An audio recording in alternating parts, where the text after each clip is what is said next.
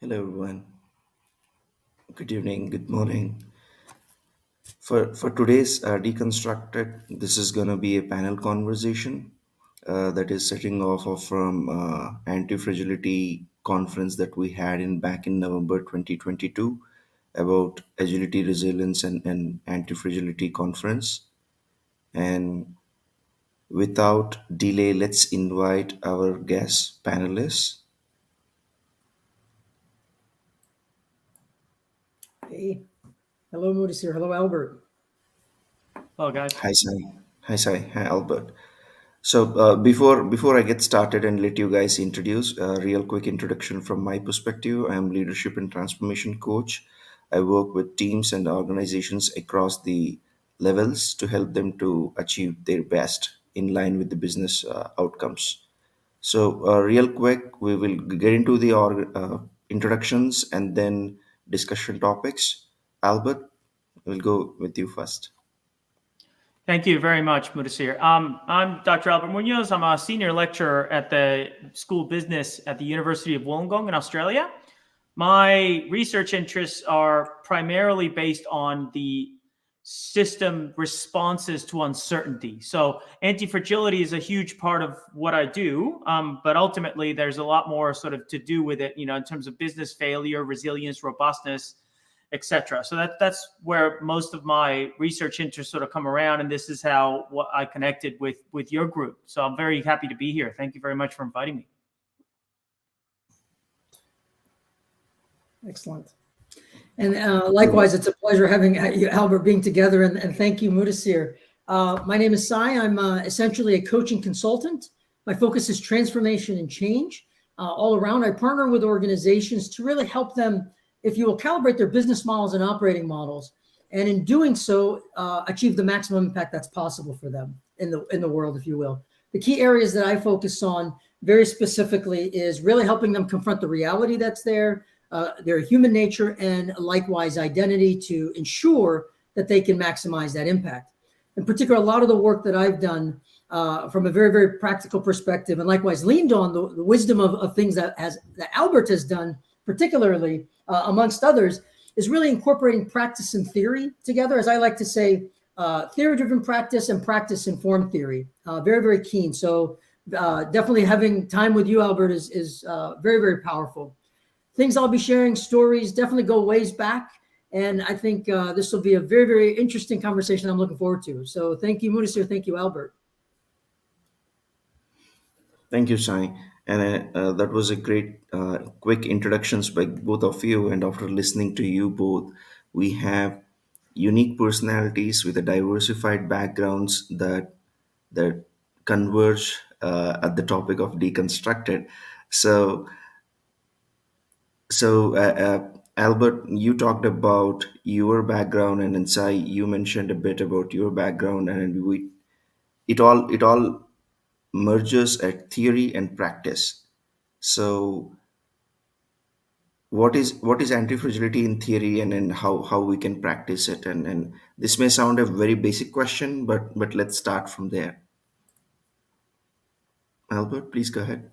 Oh, sure. So in theory, anti-fragility describes the ability of a system to gain from uncertainty, to get strengthened and actually enhance performance because of volatility. So essentially, anti-fragility just describes what it is that happens when certain systems encounter uncertainty, and that's like this idea of a gain, right? So originally, from a theoretical perspective, it was originally originally coined by a very, very intelligent man called Nassim Taleb back in 2012.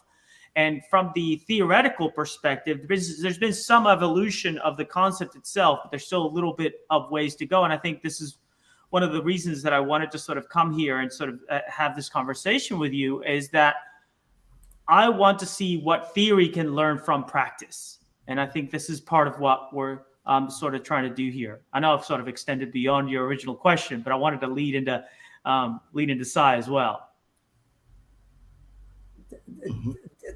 Definitely. I think exactly as Albert is mentioning, Mudasir, growing or gaining, and the subtitle of Taleb's book is "Growing from Disorder," if you will.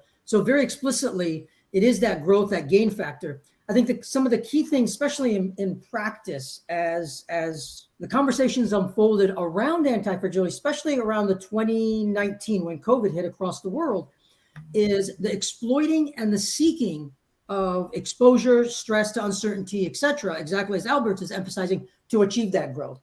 It's not a passive, but really it is very much an active response.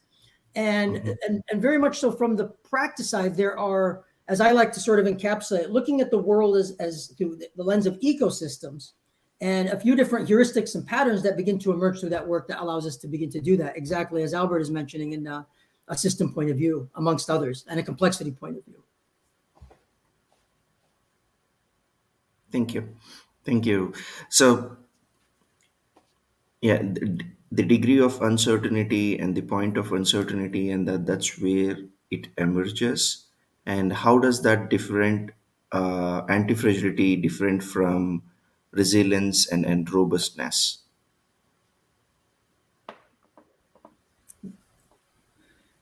Which Albert, one? you Which may one of want us to do go you want to first. answer that? Because whoever answers it, the other person can sort of take a break and come back in 5 minutes' time. There you go.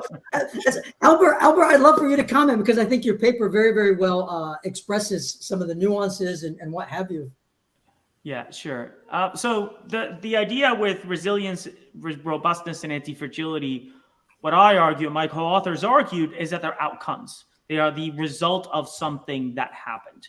And because of that, we can then start to differentiate between them. So resilience originally comes from the ecology literature, and it basically describes the ability of an ecosystem to bounce back after something has happened. For example, in Australia, we were subject to a lot of bushfires and floods and all that, those sorts of naturally occurring events. And the ecosystems have this inbuilt capability to bounce back, to recover. And that's essentially where resilience sort of came from. And in the business world and in a lot of academia about management, we've sort of adopted it as this way of moving forward, this way of overcoming any performance degradations that we experience based on from adversity. Then we look at robustness. Now, robustness originally comes from the materials engineering sort of literature, and it really describes the hardness of a material, the ability of a material to withstand the shock and not move and not change, right? You can take a piece of lead or an anvil, you can whack it with a hammer, it doesn't go anywhere. That anvil, therefore, is then robust to the ability of that hammer to cause it any damage. It doesn't do that. And then lastly, anti-fragility is the ability to gain from that. So you notice the ecosystem doesn't necessarily, in the immediate sense, it doesn't gain from a natural disaster or natural hazard, and the anvil doesn't gain from my ability to whack it with a hammer. But other systems do. Other systems do gain from that adversity. And that's essentially where they differentiate themselves. So the way I see them is I see them as three different performance trajectories or outcomes after a system has sort of been exposed to some element, to some event, to something. I get caught in a lot of the vagaries in a lot of these concepts because it's so difficult to sort of generalize across so many different instances or things that could happen, I suppose. Yeah. And I think exactly as you mentioned, Albert, to your paper and your co-authors, I think very eloquently express some of the nuances, if you will. Mudasir, to your question, very explicit, and kind of building on to Albert's comments, C.S. Holling in particular is a great source for the resilience aspect of it, very, very keenly. And in particular, if we look at a robust system, it has that potential to withstand, as Albert said. The keyword, another keyword that I've used is endure. It can endure essentially what happens at that point. It can resist or avoid the negative impacts, but it can endure it or withstand it. And from a robust perspective, from a resilience, it's that recovery aspect that's extremely key. And whatever adversity a system may encounter, then can it go ahead and recover from that adversity? And those are very distinct point of views. And then relative to anti-fragility, as mentioned, it really takes it to a different level. It's at that point growing through that adversity and again, exploiting it, seeking it, minimizing the downside definitively, but maximizing the upside. And ultimately, it's potentially seeking more turbulence in order to achieve greater growth. And that is a very, very key factor of anti-fragility. Thank you both. And I particularly would like to hone in on 2 points that each one of you has called out. Albert, you mentioned three performance trajectories, and Sai, you mentioned anti-fragility is seeking the turbulence for further growth. So, is or the one question which comes to everyone is, how can an organization or an individual become anti-fragile? In theory, they know that anti-fragile is all about growth beyond what one or an entity is capable of. So how does the theory and practice distinction comes into picture or comes into play? And any thoughts or any insights to offer? Let's start with Albert. Sure. So I think in theory, I think part of the problem with anti-fragility as a theoretical concept is it's still lacking a bit of development. So I can't walk into any organization or any academic conference or anything and just and tell people how to be anti-fragile. So there's no how to, from the theoretical perspective, there's no how to about how to do this. In Nassim Taleb's original work, there are some guidelines and some strategies that can be done for it. But because we're dealing with uncertainty here, right? We're dealing, by definition, we're dealing with things that are unknown or unpredictable. We can't make that prediction of, we can't ensure or guarantee that particular outcome. And I think that's where some of my future work is really trying to sort of develop to sort of grab, to get a little bit closer to it. Like I don't profess myself as being the sort of person that will, by the end of 2023, I will have a theory of anti-fragility and you'll be able to apply it anywhere and be anti-fragile anywhere. I don't think that's possible at this point. I think our knowledge is very limited in terms of what we need to do to get there. But I do think that there's a lot of knowledge that can be gained by looking at how practice has done it, and to try to sort of get, every little morsel of knowledge that I can and sort of cobble it together in any way possible. And that's really what I'm sort of getting towards. I think that's where theory needs to go before we can sort of really make any grand claims about any of this, any of the outcomes, even resilience. I mean, it's very difficult to then say, this is how you be resilient. Even the top minds in that particular field still make very limited claims about what enables it. And I think that's a very important distinction to make, is that every theoretical sort of advancement has its inherent limitations. And I think I'm very cognizant of that. So it's hard to sort of say, no, this is how you do it and that's it. Right. So from practice side, right? So from practice side, there's a very different view on this, isn't it? Yeah. I love the way you're describing it, quite honestly, because one of the key, I think a few things you called out, which are very, very key. I want to hone in on, and then definitely add to the mix. In particular, it is an outcome view. That is one of the key things that, Albert, I think you're championing, where a lot of folks have not looked at it in that sense, if you will. So it is an outcome to around anti-fragility. I think the other thing which you emphasize, and I routinely emphasize, I always tell folks, don't think about fragile or anti-fragile, but rather anti-fragility and fragility. And really, there's a key distinction there. One, it's a property. It's not quite absolute, exactly to your point, because we may achieve a degree of anti-fragility relative to one situation, completely fragile, right, to a different situation. So that's very, very key for dealing with the unknown. There are no absolutes. As a colleague likes to say of mine, says, absolutely nothing is absolute in that sense, if you will. Also, there are degrees. So it's not infinite in terms of, hey, you're perfectly anti-fragile or you're immortal. No such thing. So very, very specific to a situation. Additionally, it's to a specific source of stress, right, which we naturally talk about, and a range of exposure that comes into play. And Taleb is very keen on, the acuteness of the stress not being chronic, right? Because if it's chronic, you're going to essentially move toward death, is what really happens as a real potential outcome. and then definitively recovery time. So there's a number of facets, Mudasir, that Albert, exactly as you're emphasizing, that come into the packaging of this.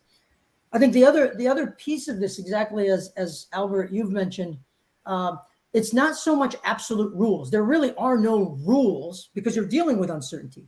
There are, at best, what we can have is heuristics that you have to exercise in a particular context, and then you have to adapt those heuristics themselves. So from a practice perspective, what we've learned, for lack of any other words, and the learning continues, is, and Taleb calls these out throughout the literature, definitively dealing with options and experiments is one key heuristic. Exploring those options, right? And then performing experience, because based on the context, something may work, something may not work. That really, as I like to say, is an entrepreneurial mindset, if you will, from a very, very practice-oriented perspective. Another key heuristic is really, as I like to call it, the independence and redundance aspect of it. Here, you want to be more independent within your system, but at the same time, create redundancy. So the system achieves greater resilience at that point. And then if we seek stress, we can achieve greater anti-fragility. The three words, Albert, if you don't mind me really kind of pointing people to your paper. A lot of my work I've published in especially the recent blog and my book in 2016, which I'm kind of putting to the side, but the three words that very, very keen that you used in your paper, as well as redundancies, that was a very, very key word as a key factor. Flexibility is a very, very key word, and reconfiguration. And if and that's really what gravitated me toward you, quite honestly. And I think I shared some of that with you. I use the three E's: ecosystems, entrepreneurship, experience, explorership, and enterprise, if you will. So there's we're building that bridge from both sides, which is really, really interesting. Long-winded answer to the question, but definitely added some color to the things that Albert mentioned. Yeah.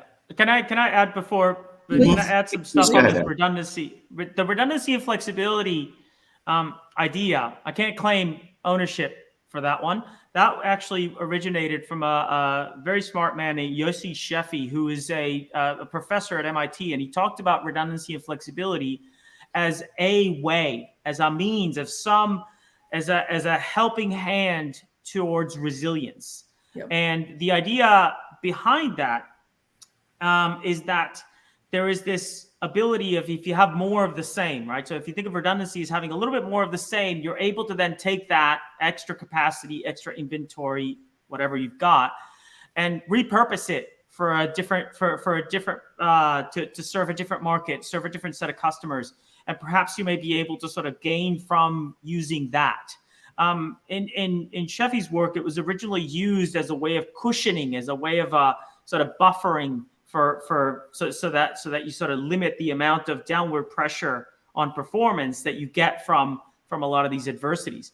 And then the idea of flexibility is boils down to being able to do things differently, to being able to do the same things but do them differently in such a way that you don't interrupt any continuity of service, that you still keep those customers satisfied. You're still able to keep doing what you were doing, despite the fact that you're doing it differently. And again, this Sheffi's idea, and I'll refer to a lot of your audience to the Resilient Enterprise, brilliant book from about 15, 20 years ago.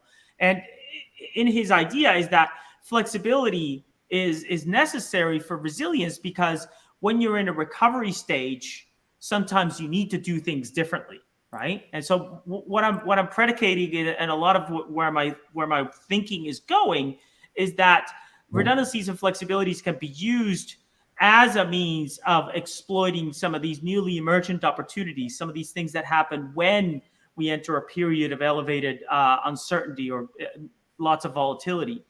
Now, the reconfigurability aspect of it, which is, pull me back and ask me more questions about this if this isn't clear. That comes from the idea of some of the risk literature talks about reconfigurability as a means of societies and communities and systems interacting with the environment around them. So that we don't just reconfigure how we do things, but we reconfigure our interface with some of those systems. And a lot of socio-technical theorists that are out there will refer to this idea of reconfigurability as, let's do things differently, but let's engage with the external environment differently as well. Yeah. And that's another means. So what I'm trying to do in a way is accounting for the interaction that most businesses have with the environment in which they operate. Yeah. Yeah. Albert, did you have more? Because I definitely want to add a few other elements that you mentioned, if you will. But anything else to add on before I chime in, if you will? Yeah, I suppose. No. Let's just. Otherwise, I'll just keep talking. We could have done this underwater, and it would have been just fine. I hear you. Understood. All around. And this is exactly as Albert is describing this here. If you those three sort of pillar concepts, they manifest through in terms of reconfiguration, for example, the options and the experiments. Not simply are we using the same elements to do the same thing, but rather we're exploring completely new options that are going to be at play and experimenting to see what works relative to the environment that we're operating in. That is very, very distinct than just simply taking the same thing and repurposing it, if you will. So there's a key distinction in exploration. Additionally, there's a few other, and I mentioned already the independence and redundance aspect. There's a few other things that Albert is emphasizing. In practice, for example, we talk about focal points or anchors. What are those anchors? How do those anchors change in practice? How do we navigate the world? So that gives us a lot of that fluidity, if you will, additionally.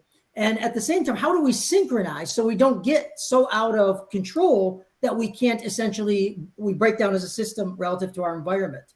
So the focal point aspect, the navigation, the synchronization, again, become practical manifestations of exactly the elements that Albert is mentioning, in addition to the independence, redundance, and like I said, the options and experiments.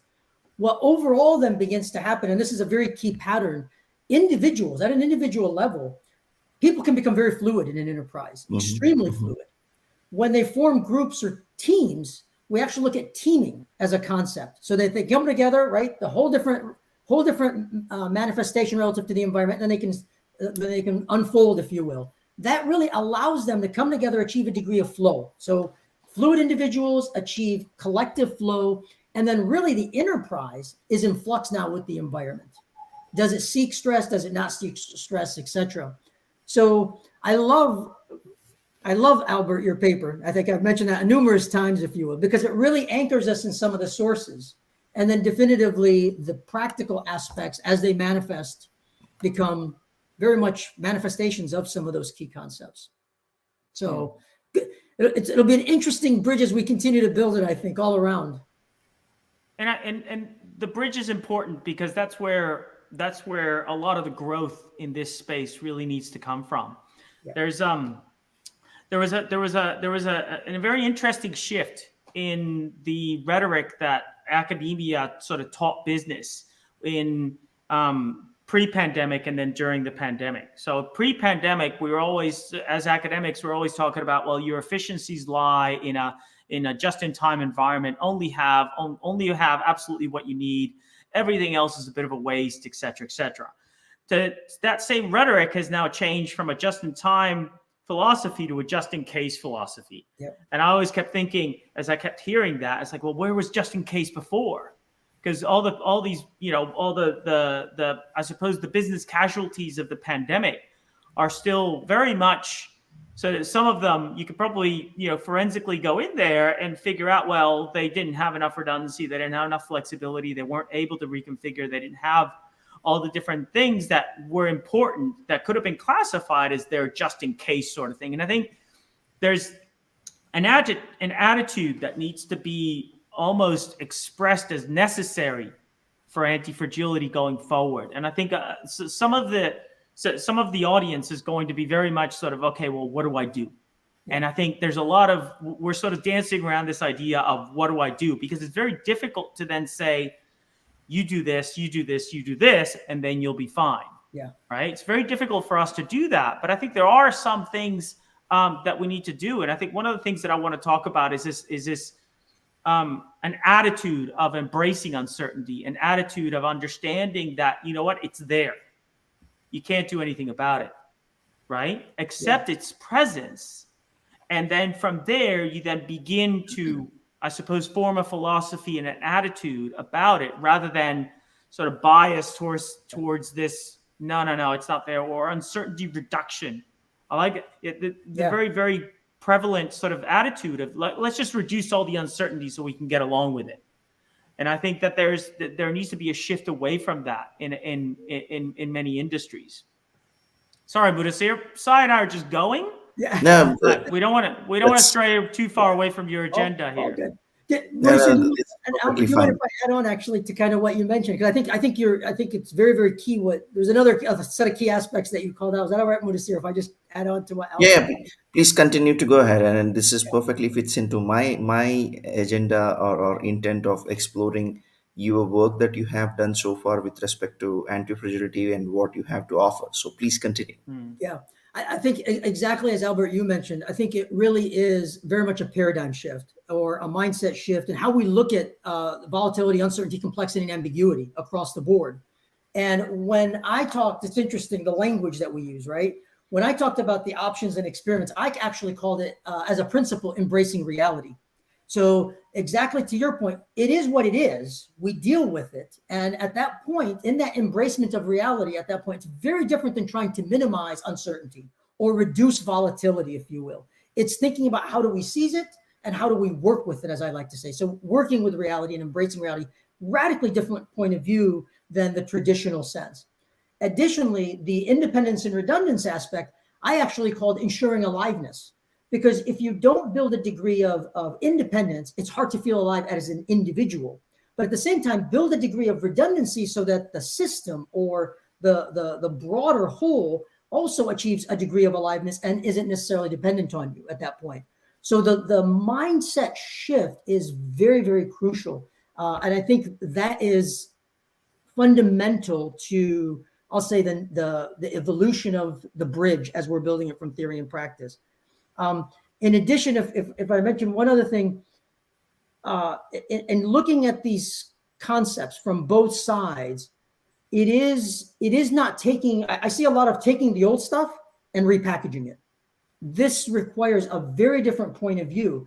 And the words that I've started to land into over, I'll say, the years is you've got order on one side, if we look at it, and you've got disorder on the other side. There is the in-between that we are talking about. And that is a very crucial space where agility, resilience, and anti-fragility and robustness and all these concepts really are entangled. So I think there's a lot of that bridge building that does need to happen, exactly as Albert is saying, and stories and learning from each other.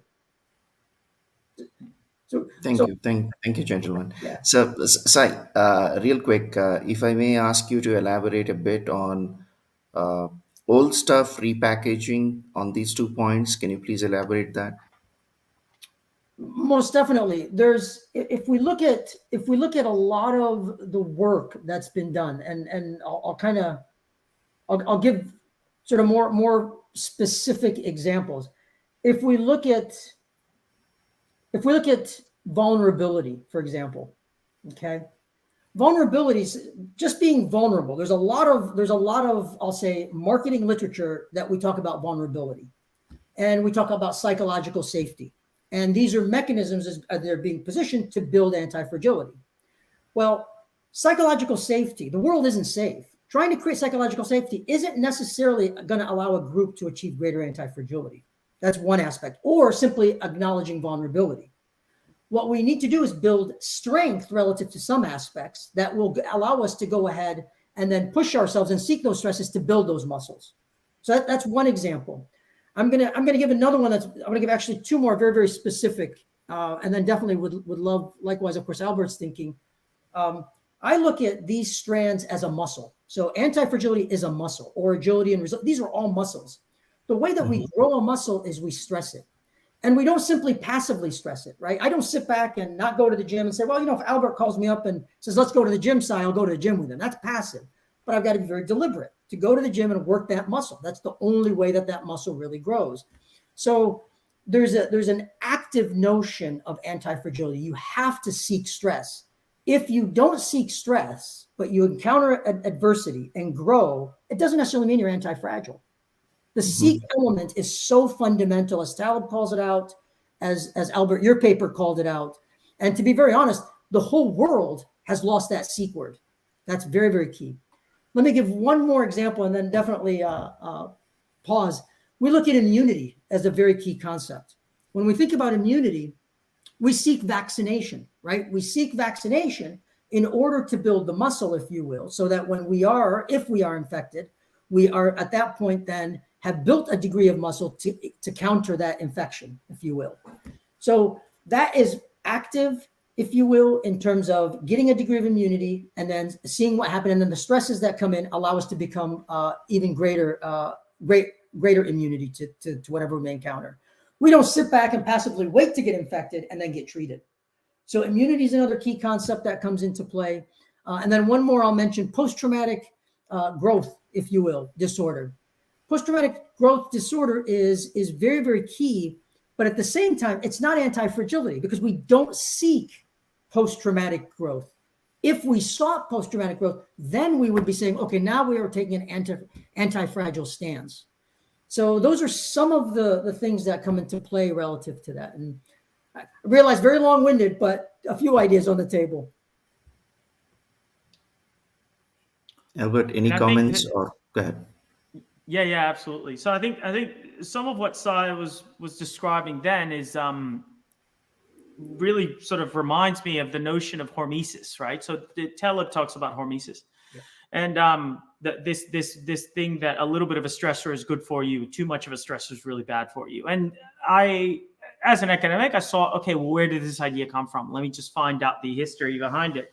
It's fairly interesting history because it relates back to my previous point. So hormesis originates in the toxicology literature. A very smart guy called Edward Calabrese wrote a paper about how we were often assuming toxins were bad for us in a very linear manner. A little bit is bad for you, a little bit more is a little bit more worse for you, et cetera, et cetera. So it followed this linear fashion. And what he found is that we as biological beings are much more complex than that. We don't really follow that relationship in the same way, and that a little bit of a toxin might actually be good for you because it triggers this overcompensation mechanism that we have. So it actually triggers two things, and I think both are very important when we're seeking this uncertainty. One is a protection mechanism. So you sort of swell up or you do something to sort of allow for protection from further adversities. But then there's also this idea of healing, right? And so, you get a cut and then you'll protect it, right? You'll protect it so you don't want to get that particular wound to get infected or get another incursion again. But then there's additional blood flow that goes into that particular part of your body to try to sort of heal it faster. And I think that happens when you're exposed to a certain quantity of that stressor. Too much of it and it's no good, too little of it and you lose that ability to trigger that particular biological response. Now, the way it relates to my previous point is that toxicology before this idea of hormesis was really sort of elaborated, really depended on this very, very simple relationship. A little bit of a toxin, a little bit bad for you, a little bit more, a little bit worse for you, et cetera, because that sort of goes towards our bias towards simplicity. Is that this idea that we just want things simple. But of course, we know the world is not like that. And I think some of these advancements are helping from the theoretical perspective are sort of helping. But I think fundamentally, when we take this into practice, we need to start with a bit of a step back and like, okay, this stuff's not easy. You're not going to like what I have to say, right? You're not going to be comfortable with what I want you to do. If I'm asking Sai to go to the gym, he probably doesn't want to do it, but I'm asking him to do it. I'm asking him to come with me. And if I do that enough times, Sai will be like, well, you know what? That was good for me. And I've created this relationship and this cause and effect relationship in my head. I exercise, I feel good afterwards. I exercise, I feel stronger afterwards. That I think is part of what is almost like needs to be this sort of pre-existing condition in a lot of the minds of industry practitioners before they can sort of engage in this seeking antifragility or maybe setting it as a goal, but it's uncomfortable. Yeah. Right. Yeah. It's uncomfortable, and I think that discomfort needs to be sort of put, front and center in a lot of these practitioner academic sort of conversations. Yeah, I think it's exactly to your point. I think it's essential, quite honestly. And myself coming to the work through transformation, I mean, I literally ask it very indirectly clients 3 times if they really want to do a transformation, because it's hard work. The third time, generally the third time I ask, it hits them. It's like, wait a minute, he's really asking something very different than what he's asking. And it makes, the situation, then they realize, yeah, it is a very, very taxing journey that can be worthwhile in how you navigate it. I think the other key concept with which, and exactly as Albert mentioned, Mudasir, Taleb, of course, talks about heavily of this in his book, is the distinction between eustress and de-stress. That right degree of stress is fundamental. This comes from sports medicine in particular, likewise, very much like hormesis, etc. Because too much stress essentially now is going to essentially begin to harm versus anything else. The right degree of stress, pushing the limits, going ahead and extending, if you are, abilities, is going to now increase that ability and that muscle to achieve greater anti-fragility as one evolves. So I think one of the fundamentals that people have subtly overlooked is the whole notion that Albert and I have been talking about. These are properties of an entity or object, if you will. They're not absolute. They're very much relative. They're degrees on a spectrum. They're relative to a situation. There's a degree of exposure. There's an acuteness. So there's a recovery time. These are the key things and the questions that an informed individual from practice and from theory can help manifest with organizations. But if you only have practice, quite honestly, without really diving into the theory, you'll struggle. You're dangerous. If you only have theory without practice, I say it very blunt, you're dangerous. And to be very honest, I do a lot of cleanup work, and I'm getting too old for cleanup work. So I'm eager to build stronger bridges without people like Albert, amongst others. So, yeah. One thing I will also add to that, one thing I'll also add to what Sai said, and I'll I know we've got to start to wrap up at one point, otherwise we'll be here all day, is that hormesis is still bounded, right? So it sort of echoes something that Sai just said, is that there's a boundary to that positive benefit. And because of that, it's not anti-fragility by itself, right? In fact, a lot of systems, some of the early sort of work analyzing Taleb's work, and from a theoretical standpoint, sort of said that, no non-trivial system can be truly anti-fragile. There's always going to be some boundary to it. And I think one of the things that we need to be very careful in is, first of all, we don't know if it's going to happen. We can't guarantee it. And you know what? If we end up in a situation where we've got too much of this, or we end up in a situation where we're outside of the bounds where we think anti-fragile outcomes are achievable, we're not going to get them. And I think that's a very important, again, it's an uncomfortable conversation because it's uncertain, but that's what we're dealing with here. That is what we're claiming, both theory and practice, I think, side. I don't mean to speak for you out of place here, but I'm pretty sure what we're talking about is uncertainty then becomes our fuel, right? Now, if we don't light a match and we don't put it in the right place, we're not going to get anything happening, right? And I think that's a very important thing to highlight, is that there's still, you're still sort of throwing a dart at a moving dartboard in many ways. And I think this is what we're trying to part of what we're trying to do in building this bridge between practice and theory is trying to stabilize both sides of it. So it makes it a little bit easier. We're still a little bit off, but we're a little bit less sort of go all over the place, and makes it a little bit easier of a target to hit. Yeah, I completely agree. I completely agree with Albert, exactly as you're describing it. And I think one of the key things, especially I use the word navigate very critically, because it's not just follow a plan and you'll achieve greater anti-fragility. There's no such thing, but rather you have to navigate, because we have to understand in context what will work, what won't work, what is moving us in the right direction, what is moving us in the wrong direction, to all those facets. I think there's a few key things that I look for in particular. I look for a degree of capability by all means, because if you don't have capability to navigate, you can't navigate. So there's a foundation of Yes, we have to have competency and a degree of capability. A degree of capacity now comes into play. Can we actually manifest? And these are the next two pieces that are very crucial. Those others are fundamental. Do you have a degree of confidence to go on this journey, to really begin to move forward? And in order to have that confidence, if you will, is one step. But then the real step, exactly as Albert is mentioning, dealing with the unknown requires courage. It requires courage to experiment, right? It requires courage to acknowledge, exactly as Albert mentioned, we don't have the answer. It's a discovery of those answers that will work in this context at this particular time, because it can change very readily. So time is another factor, but confidence and courage in particular are very, very key to the equation. Correct, correct. So, on this note, let me ask this for both of you. If I may say that the randomness and uncertainty is the birthplace for uh, antifragility, and putting the time into the context. And also, we touched this in the conversation, that there is not enough theory or practice techniques that gives how to be an anti-fragile. Considering all this, what are your plans for future, and especially in your respective areas and contexts?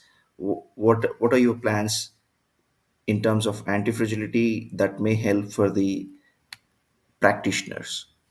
Albert, any thoughts on that?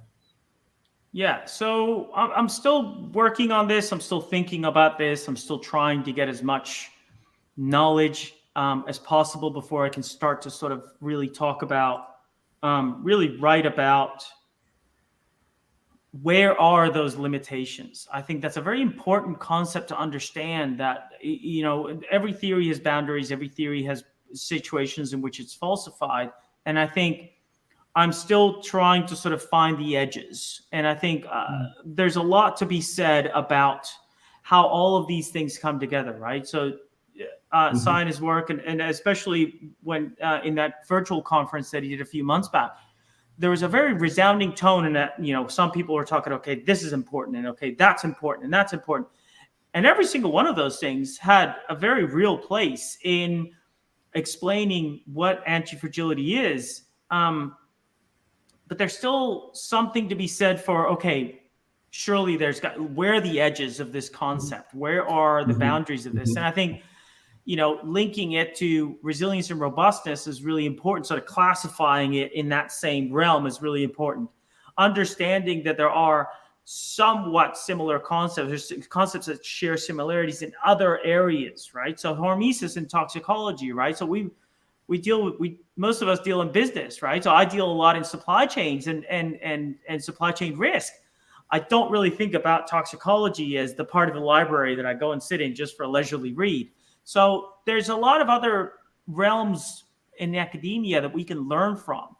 And I'm trying to sort of bring those all together so that we can have a more honest conversation in the theoretical space first, before we can then offer something to practice about where can we go with this, or how useful is this. I mean, should we even be espousing that academia has something to say about practice, where maybe it's practice that has more to say to us about this sort of stuff. I mean, I also like the idea of sort of talking about the pitfalls of looking for this sort of stuff on your own, right? So if we start to look at all these you know, organizations that were classified as anti-fragile, that gained from the pandemic, for example, we might run into situations where we just happen to stumble upon the ones that got lucky.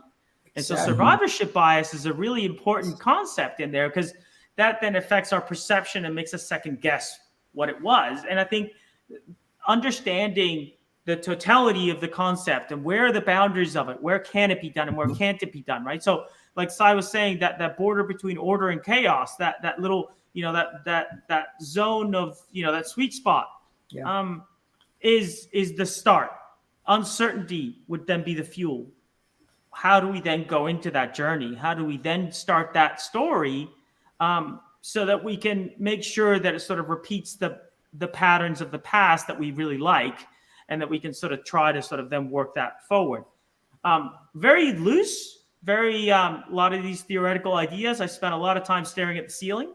But I have a lot more work sort of going forward about trying to find those little bits and pieces that we can do, right? And then also trying to understand what is it that we're trying to achieve.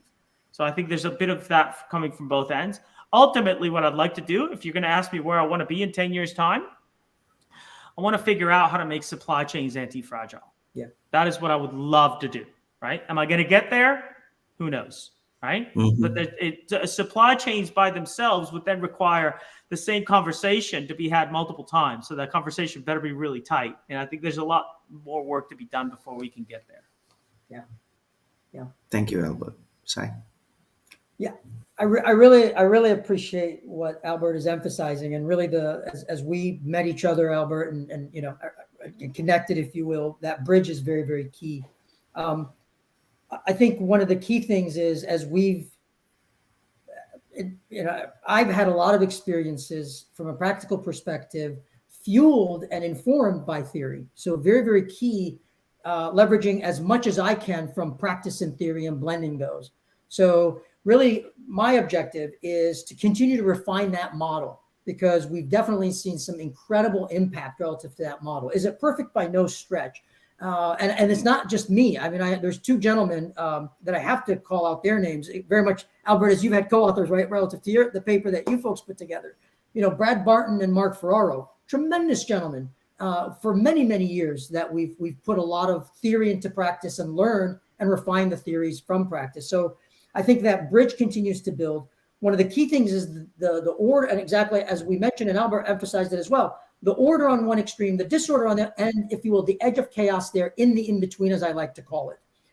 It is very much especially the soft language of in-between. People really say, okay, well, I got to think about this in-between.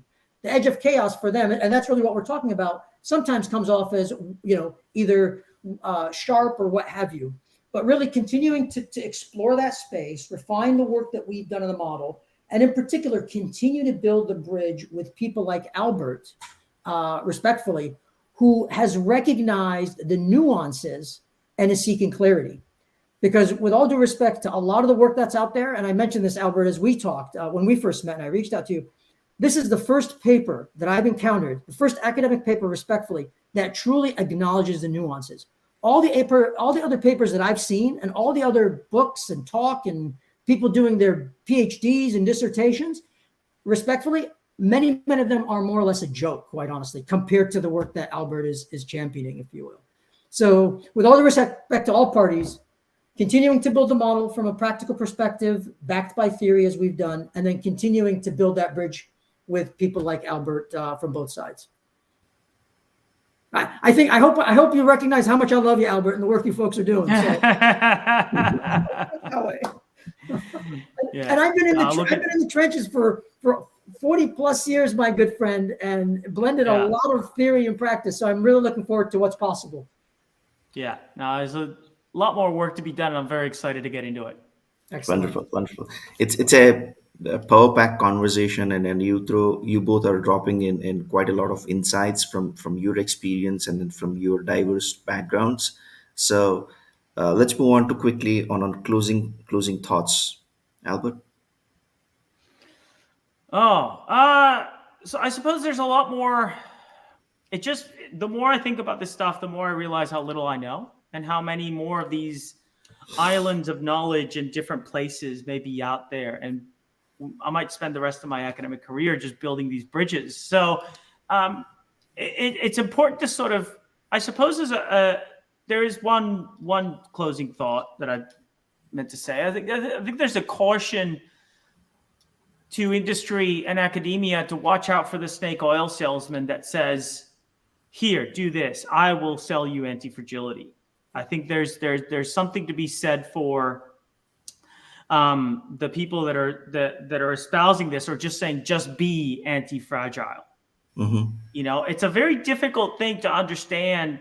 Hang on a second. How do I do this? Like the allure of that sales pitch is very, very real. And there's a very real attraction to that. But I think it's important to sort of keep in mind that this isn't easy. This isn't fun. This isn't something you can just buy. Yeah. right? And I think that's sort of my biggest sort of closing thought about this is that we're trying, we're getting there, but we've got a long way to go.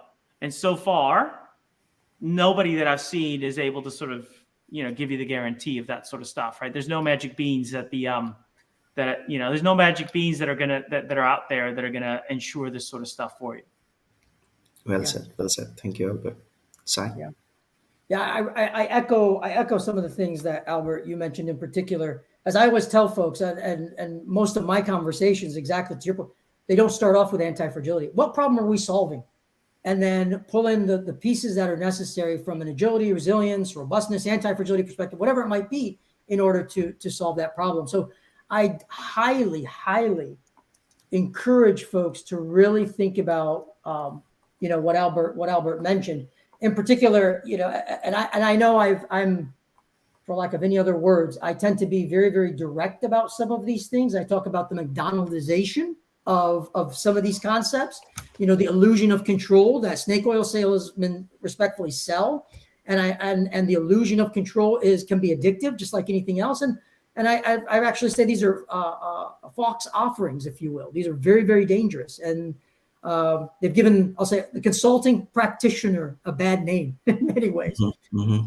So as I look forward, really the key thing for me is continuing to hone in practice, leverage theory, as I mentioned, work to continue to build that bridge, because that's really where I think we're going to grow together as practitioners and academics. And I think Albert has and I, again, wouldn't speak for you, my good friend, but by all means, I think that's where your heart is we grow together. Absolutely. Excellent. Perfect. Thank you. And from my perspective, this is my personal opinion, and two things that I really like from each one of you. What you have shared is, from Albert's standpoint, what he shared: resilience, robustness, and anti-fragility as three trajectories. Not necessarily this is a performance trajectories, and we can look into as three trajectories in any context. I like that, and everyone knew it, but the way how Albert put it out there is an aha moment for me. And then similarly, Sai, what you talked about, old stuff getting repackaged, knowing what is anti-fragile and what is not anti-fragile, and then that's where a practitioner or anyone, or a person who is learning about anti-fragile theory and practice comes into picture, and they need to be very deliberate in learning and understanding and practicing what is anti-fragile and what is not. And these two are the reflection points to learn and grow further in the anti-fragility area. Excellent. Thank you, and then thanks a lot for your valuable time. And this was a great conversation, and I hope our audience would have also enjoyed it. And that's a wrap for our pracademic conversation of anti-fragile. Thank you, Sai and Albert. Talk Thank to you, you Albert. soon. Thank Bye. you. Thank you, Albert. Thank you, Bye. Moose here. Take care now. Bye.